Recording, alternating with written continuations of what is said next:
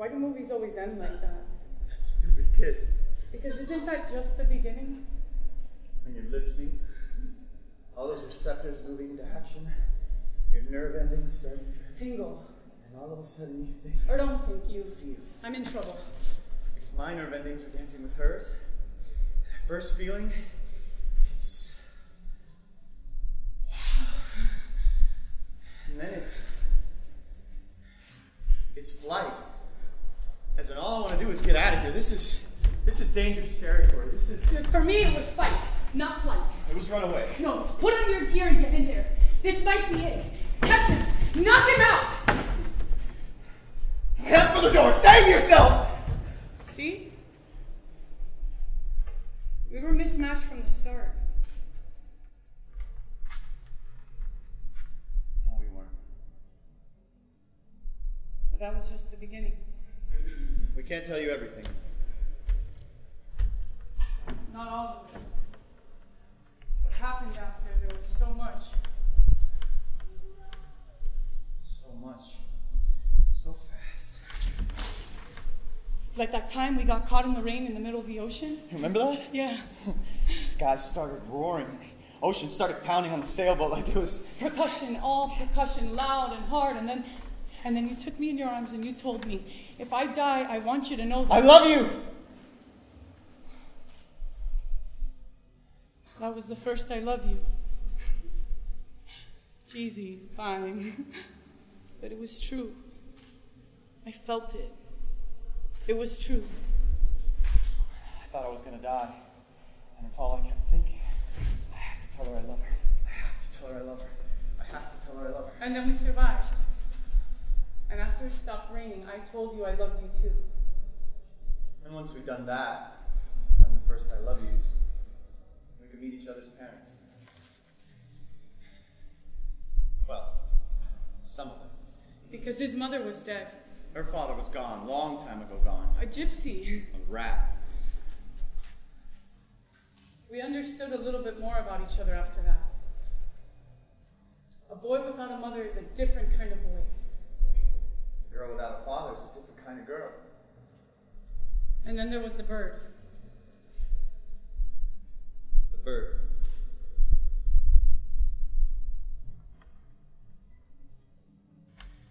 We were sitting at the edge of the Malecón in the Dominican Republic on one of our first trips together.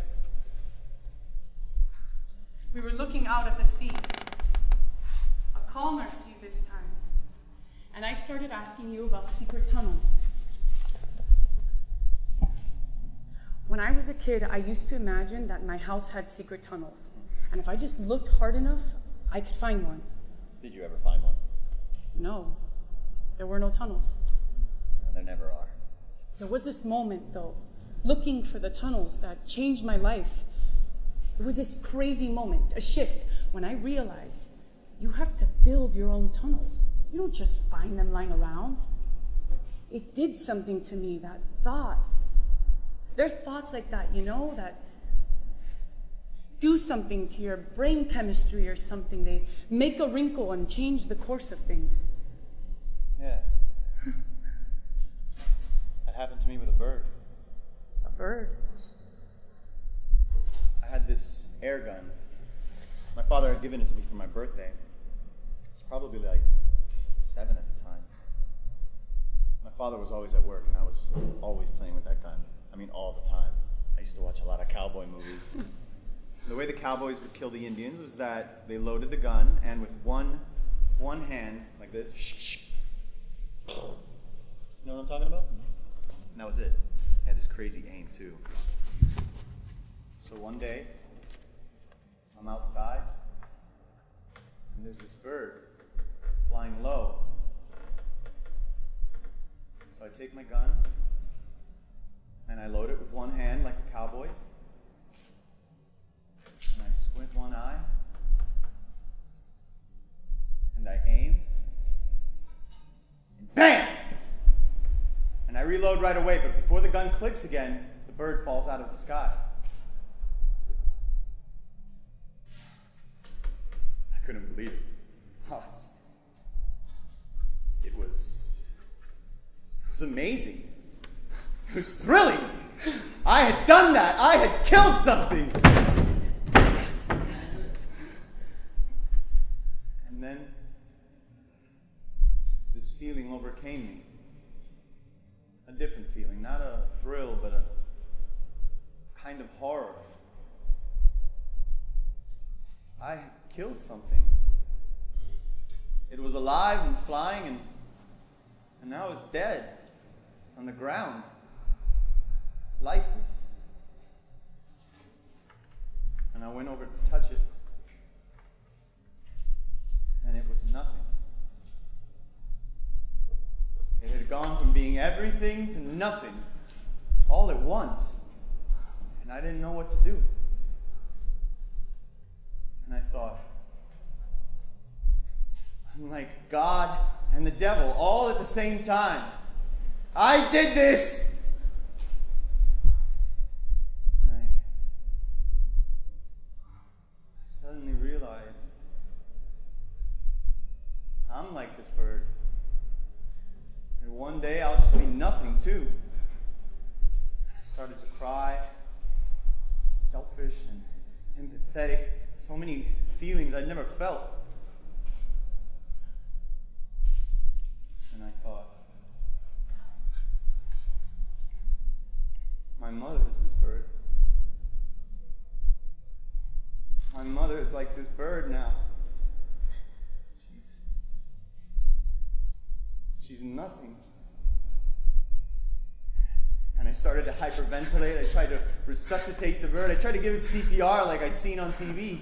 But it was no use. The bird was dead. So I went inside and I sat on the couch. My dad came home. There's blood all over my mouth. I'm trying to breathe into the bird. And the gun was on my lap. My dad lost his shit, ran over to me, started checking that I was okay all over because he thought, I don't know what he thought. He took me into the shower. He poured water all over me, bathed me. And he saw I was okay. And he put me to bed, and he stayed by me. I couldn't talk for 2 days.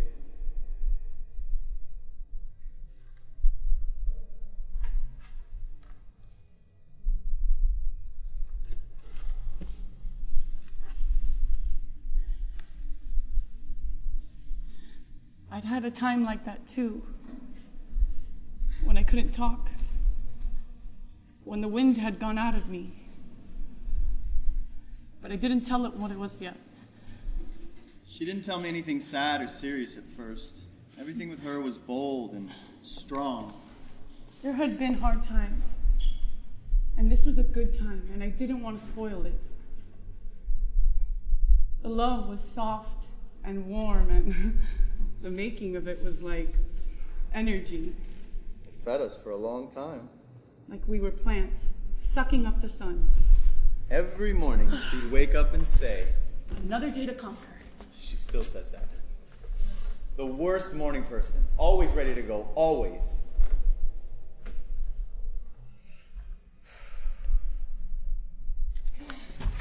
Days are only hours to be seized. Minutes just blades to be sharpened so that they can pick up seconds with their steer.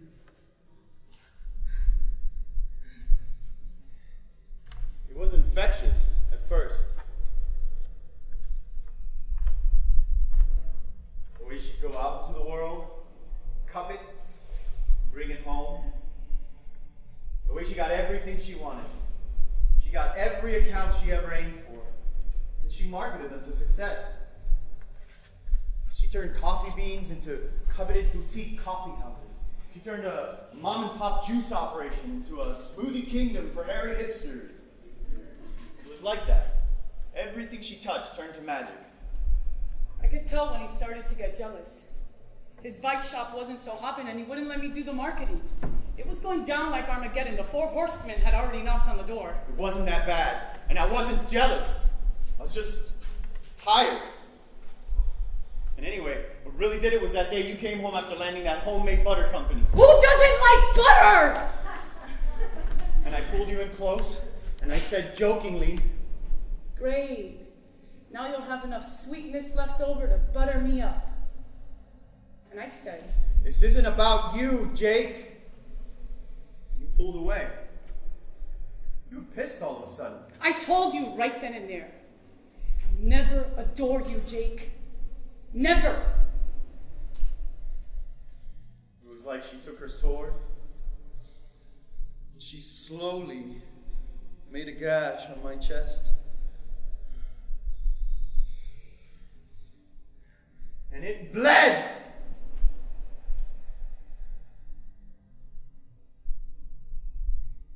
He didn't understand what I was telling him, of course. But I'd hurt him. I could see it. What I meant is that I wouldn't adore anyone. I could only ever love him. Adoration is for the gods, and they're hard enough to keep pedestaled. I want human love, not worship, real love. The kind that doesn't leave, the kind that's... And yet she was the one that always said we were part human and part divine. So why couldn't she adore me? I knew then she'd never let go, never give into it like I had, never truly give herself, all of herself, to us. He was wrong, of course. Perception is everything. I had already given more of myself to him than I ever thought I could give anyone, ever. I knew that.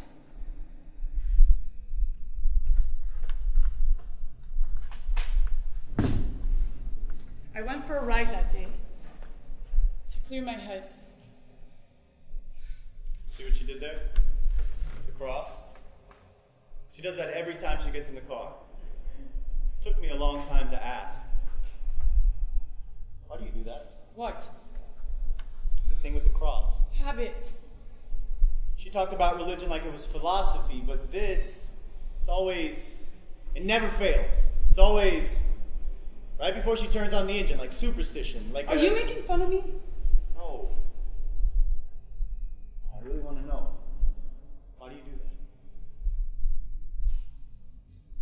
that? So I finally told him the thing that had left me speechless, breathless like his bird.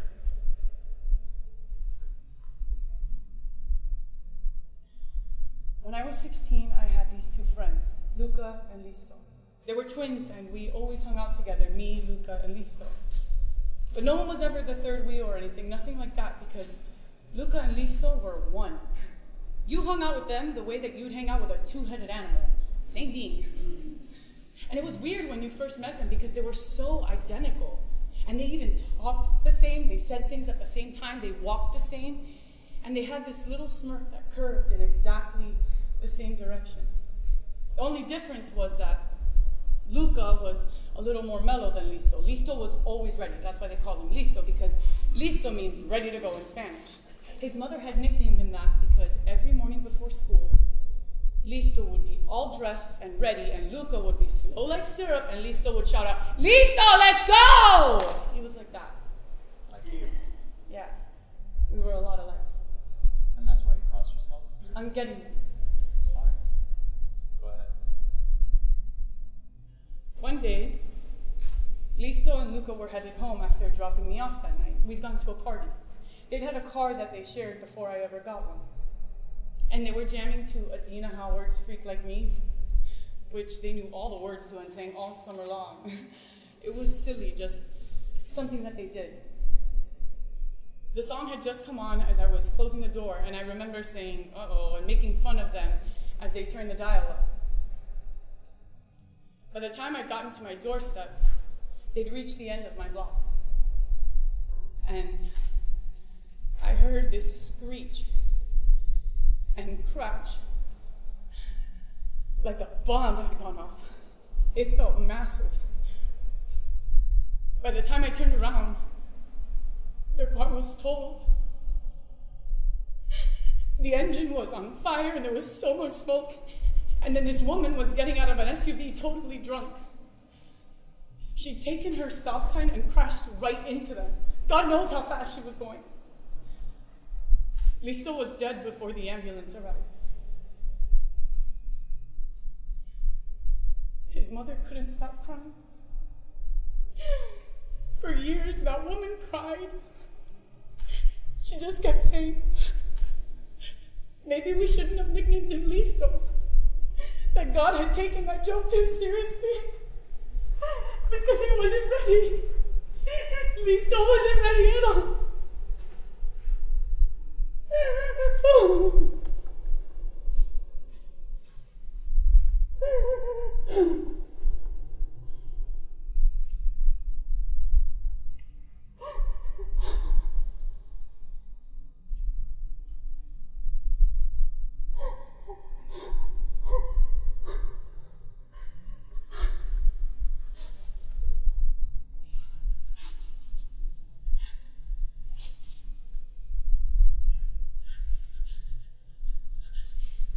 We were getting to that puzzle phase, understanding how the pieces fit, what made us up. We were learning new things every day. Like that when he's nervous, he eats ice cream. So much pistachio ice cream that I always think he's gonna throw up after, but he just falls asleep with a green mustache. Comatose. The sugar trying to dissolve inside him. His body doing everything it can to break it down. Things break down. They're bound to. For us, it was when her mother got sick. He disappeared. Every time I took her to chemo, I came home to an empty house. I couldn't go through that again. I couldn't understand why she didn't understand that. I felt so alone.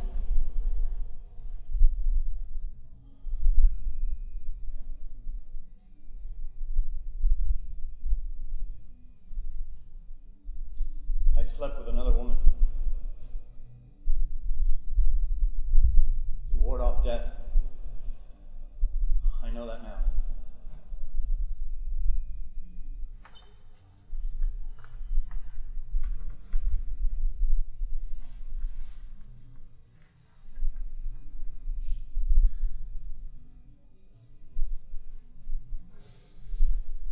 Fucking bastard! You bastard! How could you? She was nothing like Denise, who I loved so much that every time I touched her, even 2 years later, I still felt the thrill of electricity. This other woman, she was just... Motherfucker! You fucking fuckface fucker! She had Botox and fake lips. Biting into her was like biting into plastic. It was almost like punishment. This is punishment! This! I told you I'd fight for this. I told you I was a goddamn fighter. I'm a fighter, goddammit! Fucking fighter!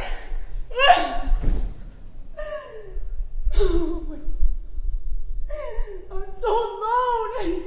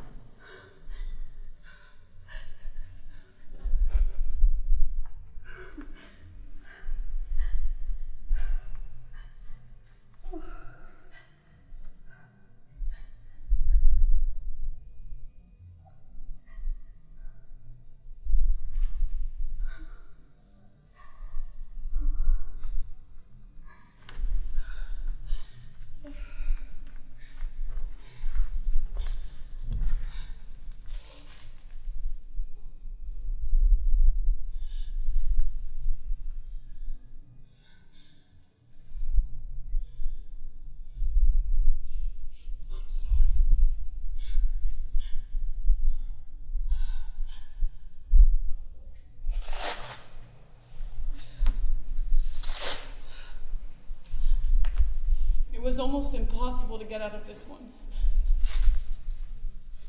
But if there was one thing I knew, it was how to mourn a mother. And so? He helped me by letting me be crazy for 9 months after she died. It takes the same amount of time to mourn a person as to make one. Did you know that? It's true. It's also true that you're clinically insane while you're in mourning.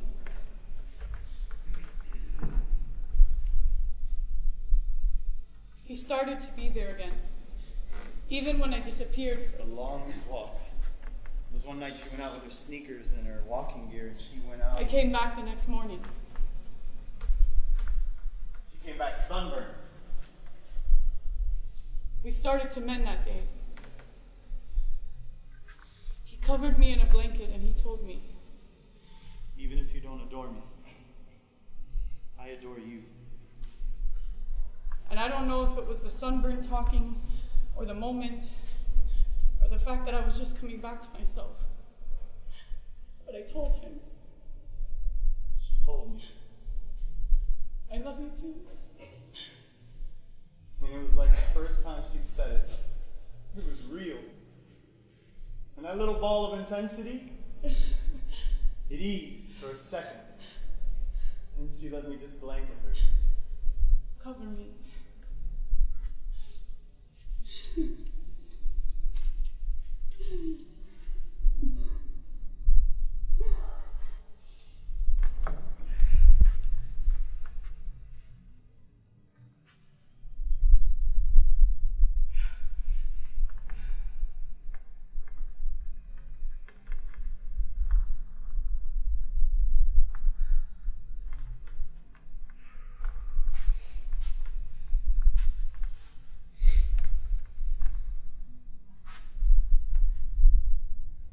And I let him breathe into me.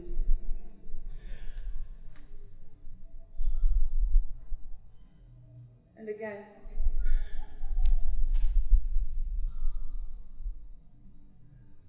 And then she breathed into me.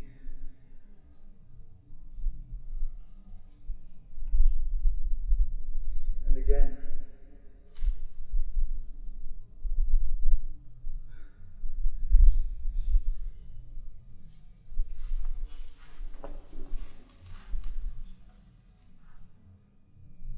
Until we came back to life.